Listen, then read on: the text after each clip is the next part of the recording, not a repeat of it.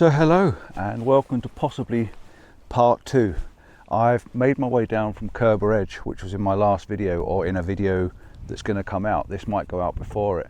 I'm in a little tiny woodland. I've made my way all the way along to Froggatt Edge, or I'm very close to Froggatt Edge, and I've never been down this end before, and there's some really nice little silver birch trees. So I'm thinking, while I'm still out, why not either make another video or make a part 2, or tag this on the end of the last one. So I don't know where you're seeing it, but hello.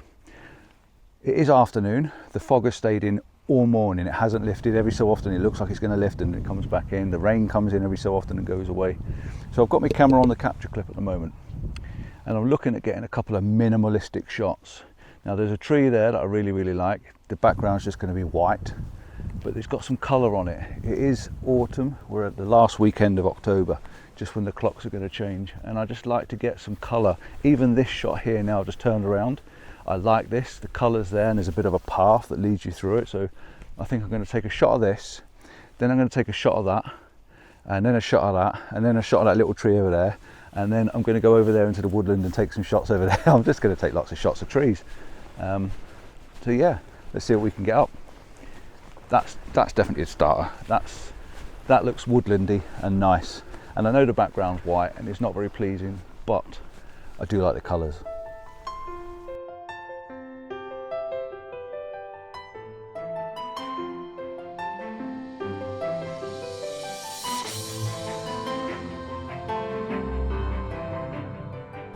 Well, I've just walked up through the bracken, and I wasn't the only person that's been through it. Plenty of people have. And I've come to this little copse of trees. Now there's lots of little sticky out lonely trees. Now I don't know whether the mist is too much, the fog's too much. I've just seen a little gnarly twisty thing down there. My eye is now scanning. Oh wow, look at that little twisty one. My eye is just scanning around because I've never been here before. There's a little there's a little dead twig just underneath these trees here, and I've got to take a photograph of it because it is going to be ultimate minimalistic. It's just this dead twig, the white background, and this sort of lush browny sort of grasses in front of it. But that looks really good.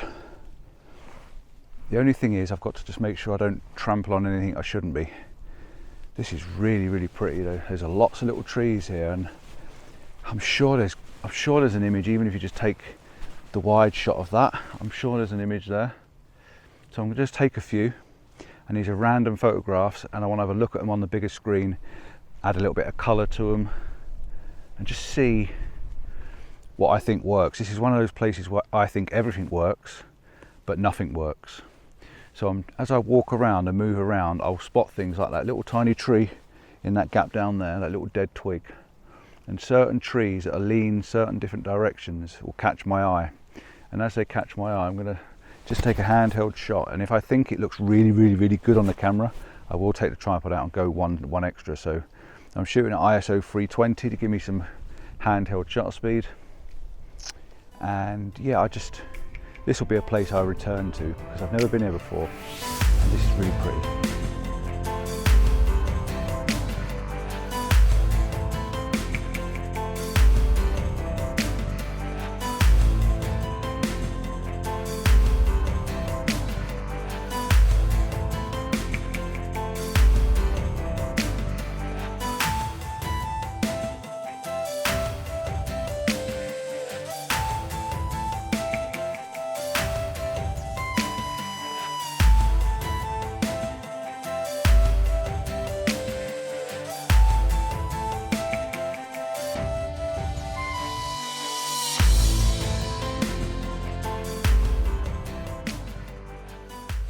So I've been playing with a few different ideas, and I've had the camera in my hand without the lens cap on, and I've just been sort of moving it up and down and trying to get these grasses and seeing if I can shoot through the grasses or over the grasses, because I like this tree up in front of me.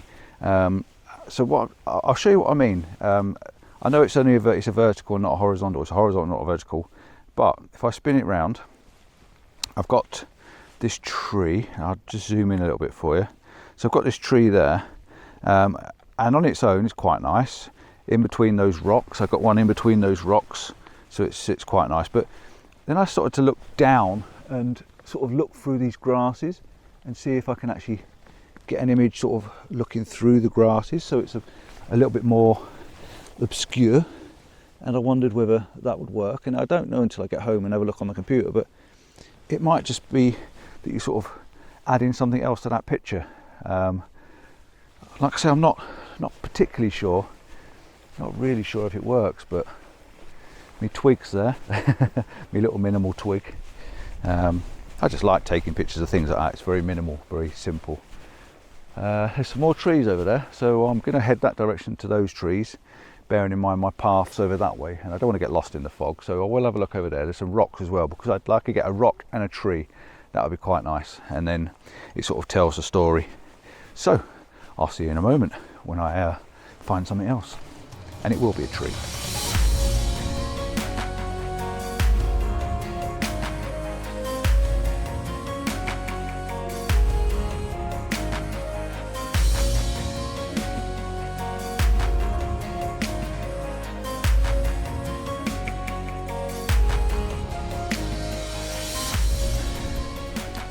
So I'm swapping out for a longer lens. I want to sort of take the pictures of the trees in the fog without getting too close to losing the fog, if you know what I mean. I don't know whether they're going to work properly. You know, if you're too far away, you're losing all the contrast. But I could probably pull a little bit of that out with a bit of dehaze or something. So I've swapped out for me 70-300. So I'm definitely going to be a lot further away from the images. And I just love this look of this really soft, very soft background. I just don't know whether it's going to be good enough, you know, for a photo. It might be too soft. Very soft. There isn't any ones too soft, isn't there? Right, so my bag's back on my back. I can still use my capture clip even with my long lens on. I'll just clip it straight back on like that. No hands free sort of thing. So let's see what we can do with this.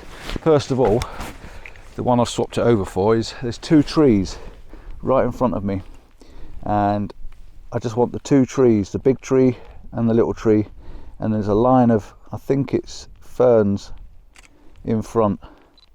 So I'm just gonna take a couple. Oh, I just missed a bird.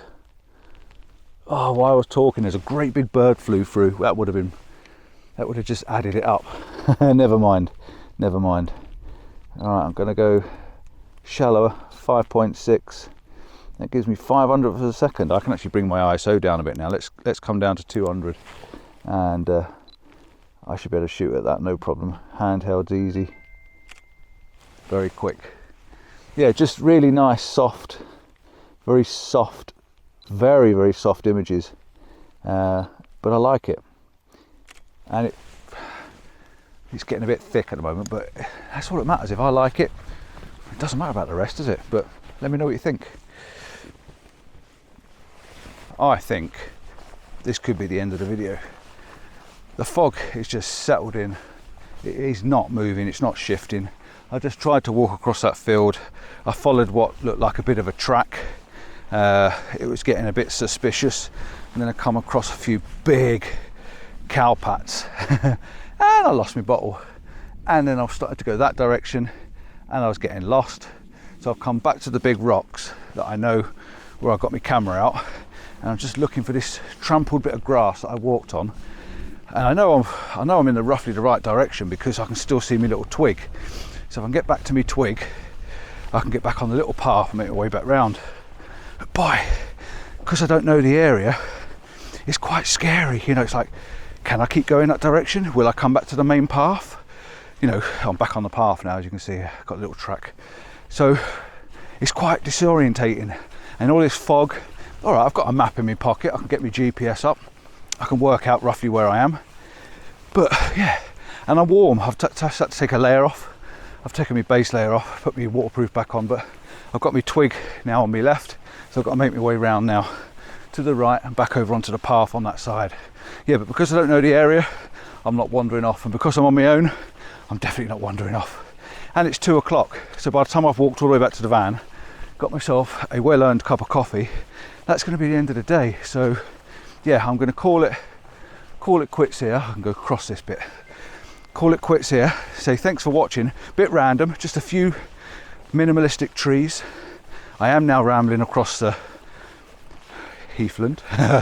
Yeah, a few random trees, a few minimal shots, long lens, short lens. This is a beautiful, beautiful little spot. One to remember. Now I've got it in my memory banks. I can come back, I know where it is, and there is parking down at Froggatt Edge, so you don't have to park where I am or walk this far. You can actually park at Froggatt Edge and walk up onto this path. So I just need to find this gap through all this bracken, and this looks like it. Yes, there's a big bit of cow poo. That's the other thing that put me off. I started to see these big cow poos and footprints, and I did not under any circumstances want to walk into them out here in this bracken and wild, because I would absolutely poop me pants, and they know where to put their feet, or they don't care where they put their feet, let's put it that way. Whereas I had to jump over a little stream in the middle, that could have been some bog. So yeah, I just not too keen on them. So yeah, I'm going anyway. I'm waffling and wandering, nearly back on the path. You can see the path just there, and there's some people walking down, so home and dry. I'll see you next time, probably at Padley Gorge tomorrow. I've got a workshop tomorrow. Second one he's doing is day 2, which would be quite nice. And yeah, I'm looking forward to it. See you soon. Ciao for now. Bye bye.